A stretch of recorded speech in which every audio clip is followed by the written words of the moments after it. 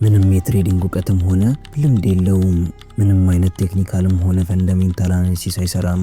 ግን አንድ ቀን ባገኘው መንግስት በማይፈቅደው መንገድ በመጠቀም በ2000 ዓመተ ምህረት ለተፈጠረው ለብዙ ትሬደሮች ኪሳራ ተጠያቂ። Federal authorities say he's plenty smart enough to have engineered a sophisticated stock manipulation scheme. በትሬዲንግ ታሪክ ውስጥ በኤስኢሲ ወይም በአሜሪካ ታላላቅ ፋይናንሻል ማርኬት ተቆጣጣሪዎች የክስ መዝገብ ውስጥ የገባ ብቸኛው ታዳጊና ገና በለጋ ዕድሜው በጊዜው ቅንጡ የሆነውን ማርቼዲስ ቤንዝ መኪና ለቤተሰቦቹ የገዛው የ15 ዓመቱ ታዳጊ ጆናታን ሊቪድ እንዴት አደረገው? መንግስትስ ማይፈቅደውና አሁንም ድረስ ብዙዎቹን ሚሊዮነር እያደረገ ያለውስ መንገድ ምንድነው?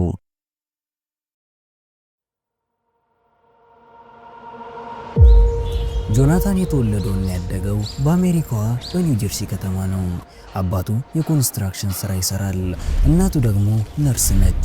ጸጥታ በተሞላበትና ሁሉም ሰው በሚግባባበት ሰፈር ውስጥ አነስ ባለች ዘመናዊ ቤት ይኖራሉ።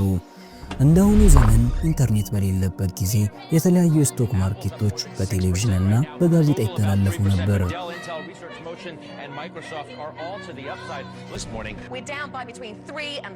ታዲያ አብዛኛው ሰዎች ትኩረት አይሰጡትም ነበር።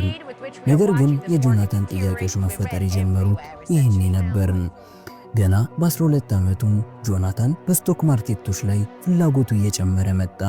ታዲያ አንድ እንግዳ ነገርን ያስተውላል። ስቶኮች አብዛኛውን ጊዜ በካምፓኒዎች እድገት ብቻ ሳይሆን የሰዎችን ተጽዕኖ ለውጥ እንደሚያመጣ አወቀ። እንደ አውሮፓውያን አቆጣጠር በ1990ዎቹ መጨረሻ ኢንተርኔት እየተስፋፋ ነበር። ጆናታንም ተፈጥሮ የቸረችው የዲጂታል ኔቲቭ ወይም ከኮምፒውተሮች ጋር የመግባባት ችሎታ ስላለው የኢንተርኔት መምጣትን አስመልክተው አብረው የዘመኑትን ፕሮግራሚንጎች፣ ቻትሩሞች፣ ሜሴጅ ቦርዶችና የትሬዲንግ ፕላትፎርሞችን አጠቃቀማቸውን ያውቅ ነበር። ከኮምፒውተር ጋር በሚያሳልፈው ጊዜ ነበር የያሁ ፋይናንስ ሜሴጅ ቦርድን አግኝቶ ህይወት ቀያሪ ክስተት የተፈጠረው። ታዲያ እዚህ ጋር ነበር ማንም ያላስተዋለውን አንድ ነገር ትኩረቱን የሳበው። እዚህ ሜሴጅ ቦርድ ላይ ማንኛውም ሰው ስለ አንድ ስቶክ መልእክቶችን በለቀቀ ቁጥር በቀጣዩ ቀን ስቶክ ማርኬቶች ላይ ለየት ያሉ ትልልቅ እንቅስቃሴዎች ይፈጠራሉ። ጆናታንም ግን ይህንን ነገር ችላ ከማለት ይልቅ ለመሞከር አሰበ። ከዛ ለምን ስቶኩን ከገዛው በኋላ ስለ ስቶኩ ጥሩ ነገሮችን አለቅም አለ። ሐሳቡ ቀልድ ቢመስልም ግን የመጀመሪያውን ቀለል ያለ ፕላኑን ማከናወን ጀመረ። ማንቸስተር ኢኩዊፕመንት የተባለ አነስተኛ ካምፓኒ እያንዳንዱ $8 የሚያወጣ 100 ሼሮችን ገዛ። ከዛም ዋናውን ስራ ጀመረ። በተለያዩ የሜሴጅ ቦርዶች ላይ ይህ ስቶክ በኃይለኛው ሊጨምር ነው፣ ይህ ዕድል እንዳያመልጣችሁ በማለት መልእክቶችን መላክ ጀመረ። ከ24 ሰዓት በኋላም በ$8 የገዛውን ሼሮች በ$12 በመሸጥ ወደ $4000 በመጀመሪያ ሙከራ ሰራ። He's been playing the stock market from his bedroom computer since he was 13 years old, and as the pile of crumpled 20s on his dresser might indicate, doing quite well. ታዲያም ከዚህ ጊዜ በኋላ ነበር ጆናታን እንደማንኛውም ልጆች መሆን ያቆመው። የተፈጠረው ነገር ታዲያ እድል አይደለም። ጆናታን እየሰራበት የነበረው ዎል ስትሪቶች ፓምፕ ኤንድ ዳምፕ ብለው በሚጠሩት መንገድ ነው። ፓምፕ ኤንድ ዳምፕ ማለት ዋጋቸው አነስተኛ ወይም ርካሽ የሆኑ ስቶኮችን መግዛት፣ ስቶኩ ሰዎች እንዲገዙ የሚያሳምኑ ሐሰተኛ መልእክቶችን ማጋራት። ታዲያም አብዛኛውን ሰው ማምኑ ከገዛም በኋላ ዲማንዱ ከፍተኛ ስለሚሆን ፕራይሱ ይጨምራል። ዋጋቸውን ከጨመሩ በኋላ የራሳቸውን ትልልቅ ሼሮች በመሸጥ የማርኬቱን አቅም ያዳክሙታል። ታዲያም ማርኬቱ አስቀድሞ ያገኘውን አቅም ስለሚያጣ መጨመሩ ይቀርና አቅጣጫውን ቀይሮ መቀነስ ይጀምራል። በዚህ ጊዜም ታዲያ መልእክቶቹን አምነው የገዙ ሰዎች ይከስራሉ። መንግስትም እነዚህን ስትራቴጂዎች ለማርኬት ማኒፑሌሽን ወይም ክራሽ ስለሚያጋልጡና ጀማሪ ኢንቨስተሮችን ስለሚጎዳ አሜሪካን ጨምሮ ሌሎች አንዳንድ ሀገሮች ይከለክላሉ። You were trying to make the price of the stock go up. Yes. The stock you own. Yes. And then you sold. ጆናታንም አላቆምም። እንደ አውሮፓውያን አቆጣጠር በ1999 እና በ2000 መሃል ጆናታን አንዴ ወይም ሁለት ጊዜ ብቻ ሳይሆን ይህንን ስትራቴጂ 11 ጊዜ በ9 በተለያዩ ስቶኮች ላይ ተጠቅሞታል። እናም ትርፉ ለአንድ ታዳጊ አይደለም ለአንድ ወጣት ህይወት ቀያሪ ነበር። በአንድ ትሬድ $11000፣ በቀጣይ $23000 እያለ ቀጠለ። በአንድ ትሬድም ያገኘው ከፍተኛ ትርፉም ወደ $74000 ደረሰ። If he told his buddies he had made close to $1 million, they probably wouldn't have believed him. While some teenagers my age would be trading baseball cards, I see bigger potential in this. የጆናታን ስኬት ትሬዲንግ ላይ ብቻ አልነበረም። የእሱ ኩያዎች ለአንዳንድ ወጪዎቻቸው ከቤተሰቦቻቸው ገንዘብ በሚቀበሉበት ሰዓት ጆናታን ከትሬዲንግ ያገኘው ትርፉ ላይ $42000 በማውጣት ለቤተሰቦቹ በሰዓቱ ቅንጥ የሆነውን ማርቼዲስ ቤንዝ ገዝቷል።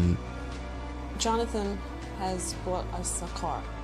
A Mercedes SUV to be precise, price tag $42,000. You gonna be driving it to school anytime soon? Well, I just got my permit the other day, so. You just got your learner's permit? የሚያጋራቸው መልእክቶች ቁም ነገር ያላቸው አይመስሉም። ይህ ስቶክ እንደ ማይክሮሶፍት ሊሆን ነው፣ ካልገዛችሁት ይጸጽታችኋል የሚሉና ሌሎች ተመሳሳይ ይዘት ያላቸው ነበሩ። ነገር ግን ይህንን ነገር የበለጠ ውስብስብና በሰዎች ዘንድ ተቀባይነት እንዲኖር ያደረገው ደግሞ ጆናታን የተለያዩ ፌክ አካውንቶችን በመጠቀም ስለ አንድ ስቶክ የተለያዩ መልእክቶችን ያጋራል። Hundreds of messages actually under a variety of names.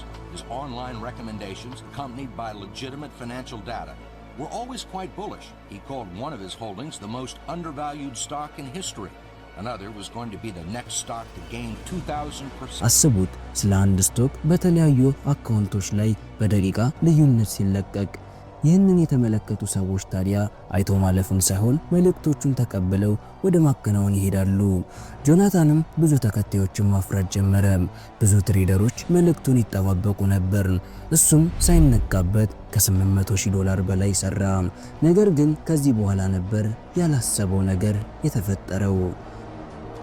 እንደ አውሮፓውያን አቆጣጠር በ2000 ሴፕቴምበር ወር ላይ የዩኤስ ሴኩሪቲ ኤንድ ኤክስቼንጅ ኮሚሽን አንዳንድ ነገሮችን ማጣራት ጀመሩ። የጆናታን መልእክቶች ማርኬቱን ምን ያህል ማኒፑሌት እንዳደረጉም ተመለከቱ። ከዛም ጆናታን ተያዘና ክስ ተመሰረተበት። ከብዙ ክርክሮችም በኋላ ስምምነት ላይ ደረሱና ጆናታን $285,000 ከፈለ። ነገር ግን በጣም አስገራሚውና ብዙ ሰውን ያስደነቀው ከ$500,000 በላይ የሚሆን ትርፉ አልተወሰደበትም። መንግስትም አጥንቶ የደረሰበት እሱ ከሰራው በታች ነው። ከዛ ማንም በልጅነቱ ሰርቶ ያገኘውን ሀብት ያዘ። Rather than go to court over the allegation that he's a crook, Jonathan Lebed negotiated a settlement with the SEC. He agreed to turn over $285,000 that he earned from 11 trades, without acknowledging that he did anything wrong. His lawyer called it a business decision, and given that Lebed made in the neighborhood of $800,000, it seems like a pretty good decision. የሁሉ ክስተት ካለፈም በኋላ ጆናታን ትምህርቱን ቀጠለ። በፋይናንስም ተመረቆ አሁን ትሬዲንግ እና ኢንቨስትመንት ላይ እየሰራ ይገኛል። የጆናታን ሌበር ታሪክም በሱ አላበቃም። ዛሬ ኢንተርኔት እና ሶሻል ሚዲያ ዓለም ላይ በስፋት ተጠቃሚ በበዛበት ጊዜ የስትራቴጂ በተሻሻለ መንገድ ተስፋፍቷል። በተለይም በክሪፕቶ ማርኬቶች ላይ ኢንፍሉዌንሰሮች ያላቸውን ተደማጭነት በመጠቀም በሚሊዮን የሚቆጠሩ ዶላሮችን እየሰሩ ይገኛሉ። Buy more, buy more, buy more, buy more, buy more, buy more! I love crypto, and I love a crypto pump. Everybody does.